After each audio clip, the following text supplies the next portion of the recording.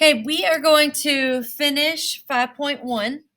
So in 5.1, we have talked about probability distributions. So we have learned about x and then p of x. X has to be numeric, and then p of x is your probability of getting that specific number for x. And these always add up to equal 1. So we can actually find our mean, variance, and standard deviation of a probability distribution. So I hadn't taught it before, and it's not in our book, but actually our calculator can do this for us. But so I'm going to show you that video right now.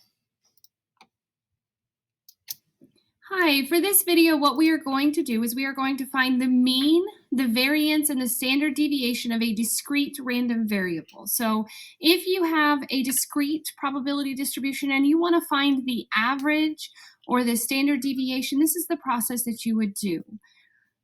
For this one, I am using the TI-84 graphing calculator. I am not doing hand calculations. So if you're looking for how to do hand calculations, you would not want to watch this video.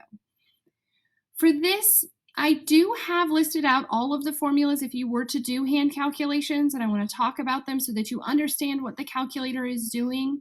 The calculator is so much quicker at this than we are by hand, and so most of the time we would use some kind of technology in order to find this.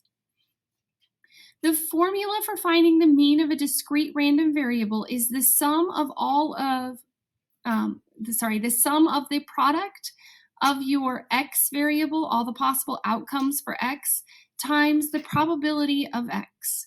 This is something, this also is known as the expected value. So if you're trying to figure out your expected profits or something based on a probability distribution, this is how you would calculate that.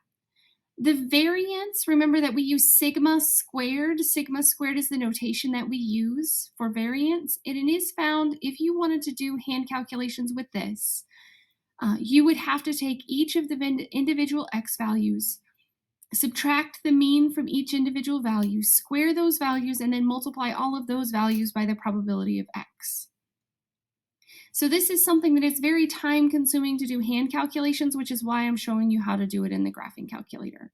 And remember that the relationship between the variance and the standard deviation is the standard deviation is always the square root of the variance. Or you could say that the variance is the standard deviation squared. We are going to remember that the variance is the standard deviation squared because our calculator gives us the standard deviation and not the variance. So for this, what we are going to do is we are going to take our data set and we are going to put our x values into L1. So remember to do that, we hit Stat and Edit. So I don't have any information in there. Remember, if you did, you would just hit the clear button when you're highlighted at the top. So I would plug in my values, the 1, 2, 3, 4, and 5. With this, if we look at the probabilities, the 4 is going to have the largest influence on this because of the fact that 53% of our data points had an x value of 4. So because this one has the largest probability, we know that our mean is going to be the closest to this. So our mean will be somewhere between 3 and 4 just based on the values, but it's going to be the closest to 4 because 53%, over half of our values fall in this area. So what we're going to do in L2 is we're going to put our 0.02, 0.08, 0.17, 0.53, and 0.2. And as always, I can't specify enough how important it is to make sure that your values that you put in the calculator match what is on paper. Okay, because if you put in the wrong values, you will get the wrong answer every time. It's not that the calculator is doing the wrong calculations, it's only calculating what you put in. So with this, after you have entered your data, you are going to hit the Stat button and arrow over to where it says Calculate. When you arrow over to Calculate, we're going to choose the first one, the 1var stats. If this menu does not show up for you, I will show you what your command should look like after I'm done. So in our list is going to be L1. This is going to be wherever we put our X values. We put our X values in L1, so I'm going to leave it there. We have to use a frequency list on this because we're looking at our probabilities. Our probabilities is how often those occur. So I'm going to use L2 for the frequency list, and I'm going to hit calculate. So when I do... Did y'all see how to find L2? You do second number 2, and that puts in L2. Do this, the calculator only puts it as X bar. X bar, remember, is the mean of the sample. You have to remember the notation for this because it's, since you're dealing with a probability distribution and this sums up to be 100%, since you're dealing with 100% of the values, this would be a population, so we use mu. It is a parameter because we're dealing with all of it. So even though the calculator says X bar, you have to remember that the mean of a probability distribution function, or the probability of the mean of a discrete random variable, sorry, you have to use the notation mu. So remember that this is the Greek letter for M. And we found the mean to be 3.81. And as I said before, when we were going into this beforehand, I said it's going to be close to 4 because of the fact that the majority of our information is there. And we can see that 3.81 is definitely close to 4. For the variance, we have to first find the standard deviation because the calculator gives us our standard deviation. We would first write down what our standard deviation is, and then we would square that value to find the variance. Sorry, can't write and talk at the same time. Let me fix that. So the standard deviation is the square root of the variance. In your calculator, it gives us the standard deviation as sigma x. If you notice this time, the sample isn't even there. So this has to force you into going, oh yeah, I'm dealing with an entire population. Okay, so for this, our standard deviation is 0.9132 approximately. And to get our variance, what we would do is remember that if we hit the vars button, it stands for variables, and we would go down to our statistics variables, and then we would choose option 4. So we would either scroll down to option 4 or you can hit the number 4. Either one will work. And our calculator has stored in it the sigma x, and then I would hit squared. Okay, so our variance is 0.8339. Okay, so for this, if you are using the TI-84, you must first find the mean and the standard deviation. Then you would square the standard deviation to get the variance. I did say that I was going to show you what would happen if you don't get the list. There are some of you that have the older graphing calculators. As far as everything else goes, it's the same. But if you notice this, if you have an older calculator where that menu, after I hit the stat, I'm just going to go back to it so you know what I'm talking about. If this menu does not come up for you, what you would do is you would type in this command into your calculator. Once the 1var stats comes up, you would just put L1 comma L2. So to do that, let me just grab this so that you can see. So if you don't get that menu screen, I'm just going to delete this so you can see how to plug it in. You get 1var stats shows up, and you would just do second 1, and then you would hit the comma button, second 2, and then enter, and it would give you all of the information. So I just wanted to revisit that in case you have an older calculator or you have a TI-83, that's how you would have to do it. As always, thanks for watching. I hope that this was Okay, so hopefully that helps y'all. I know it helped me a lot. So what I did was I kind of wrote in my notes that we already have. So if you want to fill this in, that'd probably be a good idea. So we have mean, which is our mu, sigma squared is our variance, and then we just have sigma for standard deviation, just to refresh ourselves on the alphabet. And then this These are the instructions on how to get your mean and standard deviation.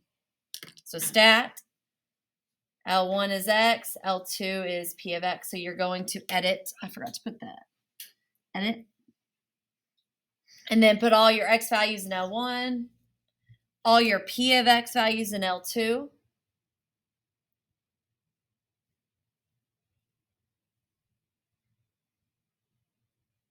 And then go to stat and go to calculate, calc. And you'll go to one var stats. One variable stats is what it means.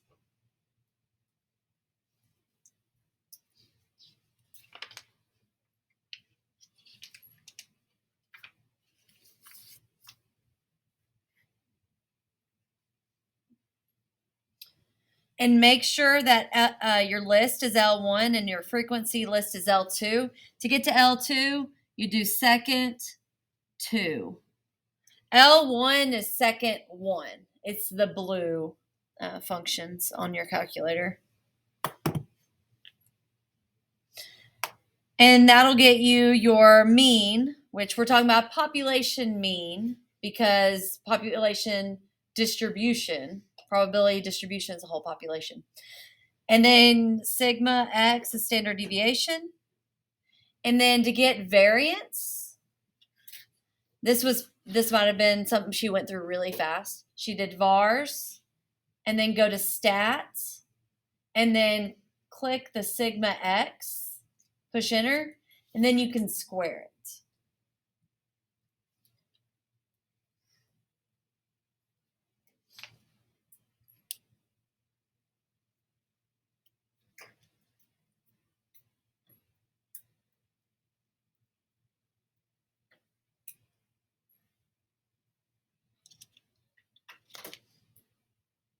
So we'll use the calculator for all of this. We are going to skip this example. Not going to worry about it. And that just has your formulas again. Expected value is something that she also talked about. This is called E. It is the value that is expected when an experiment or observation, I'm just going to put experiment though, is repeated an infinite number of times.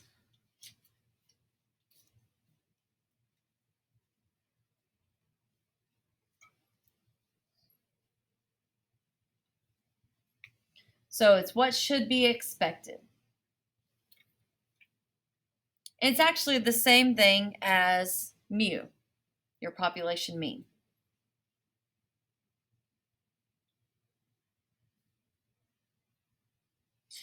So this is actually the same formula as what we just got through doing on the last page.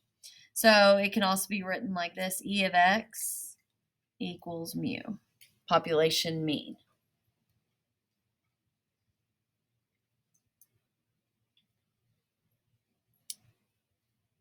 So this is the theoretical mean outcome for infinitely many trials. Expected value is the average value that we would expect to get if the trials would continue indefinitely. Plays an important role in decision theory. The mean of a discrete random variable is the same as the expected value. So that's the same thing right here. What we got whenever, if you were to do this, that was the example on the last page. When selecting 12 jurors, the mean number of Mexican Americans is 9.6. So the expected value of the number of Mexican Americans is also 9.6. All right, let's look at this example. We're not going to worry about hand calculations. We are going to go straight to using the calculator to find our mean and standard deviation. So let's go ahead and do that. So I usually like to clear out the memory, or what you could also do is when you go here, go up to L2, push clear and enter, and that'll get rid of everything inside that list.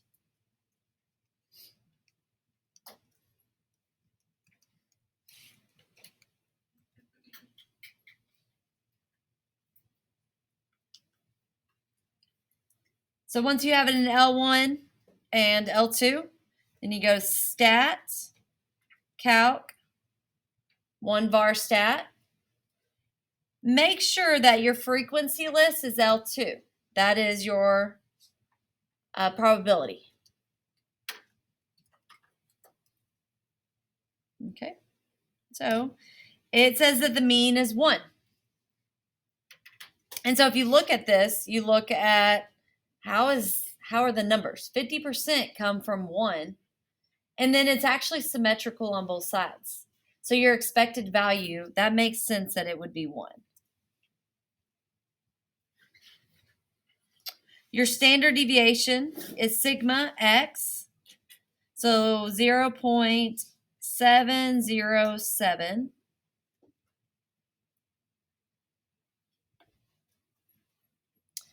And then to get to variance, we're going to square that. So hit vars for variables, go down to statistics, and then pick sigma x, which is number 4, push enter, and then hit the squared button so that we're squaring it to find our variance. And it is 0.5.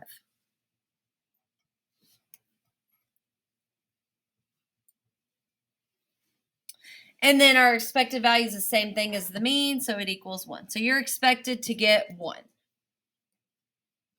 So this table was, the following table describes probability distribution for the number of girls in 2 births. So in 2 births, you're expected to get 1 girl. That's what the expected value is. How many of y'all, that's not true in your family? There's multiple girls. Quite a few of y'all, right? All right, let's look at, we are going to skip loss and gains and go to making sense of results. There are 2 approaches for determining whether a value of a random variable x is unusually low or unusually high. So this goes back to our range rule of thumb, where we talk about mu being your usual values. And then if we're on a number line, if you're up 2 standard deviations, anything past that, so it'd be mu plus 2 sigma, anything this way is unusually high.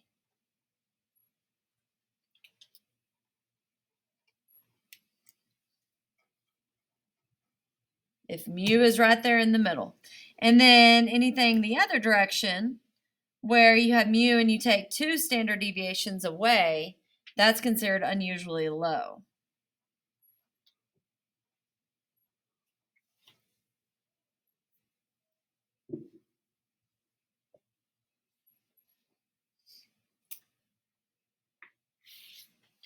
So let's say we know that for the jury, the Mexican Americans, there's 12 jurors selected. What's unusual? What's usual?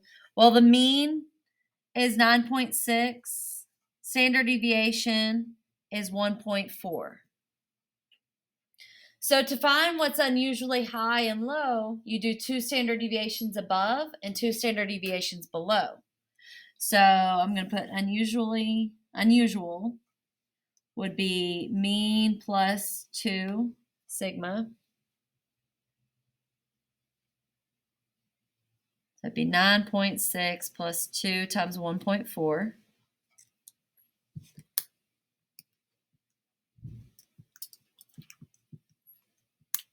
So 12.4, well, that doesn't even work, right? Because we're only selecting 12 jurors. So 12 isn't even considered unusual. If all the jurors were Mexican American, that's not even unusual. So this would be considered unusually high. And then to be low, it'd be mu minus 2 standard deviations. So 9.6, I'm just going to use this. Take 2 standard deviations away from it. 6.8. So this would be your low.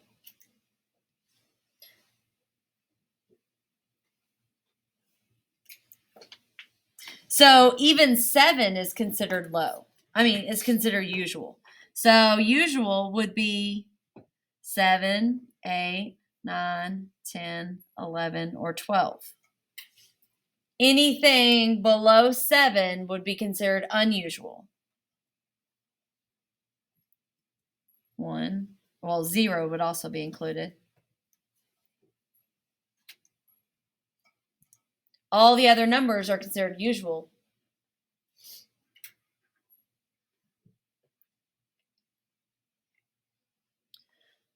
So that's one way to look at the results. The other way is the rare event rule of statistics. If under a given assumption, such that a coin is fair, the probability of a particular observed event, such as 992 out of 1,000 coin tosses, is extremely small. So we assume that our assumption is probably not correct. So an unusually high number of successes, if the probability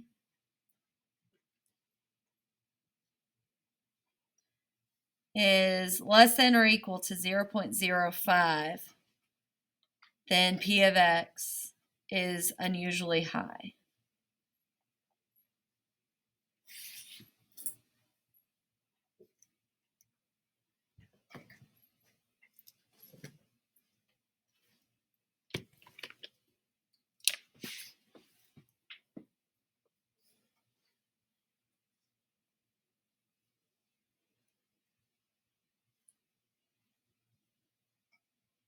So the same thing with low. So this is saying unusually low would be if you're saying P of X or fewer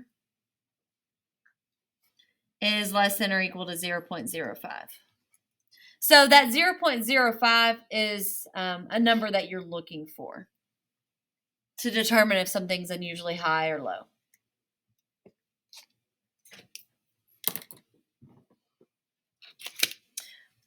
All right, we're not going to worry about that example, and we are done with 5.1.